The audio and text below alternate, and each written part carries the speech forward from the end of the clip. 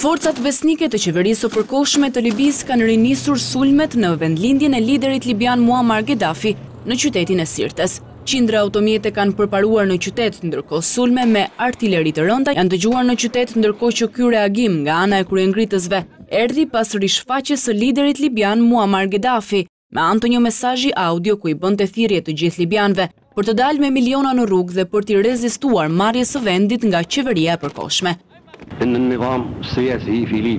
Në një mesazh të transmetuar nga një televizion sirian, diktatori theksoi se kushtet e jetesës në Libi janë bërë të padurueshme. Koloneli gjithashtu vendosi në dyshim legjitimitetin e qeverisë së re të vendosur në vend, duke theksuar se ndërsa ai kishte ardhur në pushtet me anë të votës së lirë, ajo ka ardhur me anë të forcës së armëve. Ndërkohë që ajo që mbetet ende një mister është vendodhja aktuale e Ghedafit, por transmetimi i mesazhit në një televizion sirian ka krijuar menjëherë spekulimet për strehimin e tij në vendin arab, gjithashtu i rrezikuar nga një ndërhyrje perëndimore.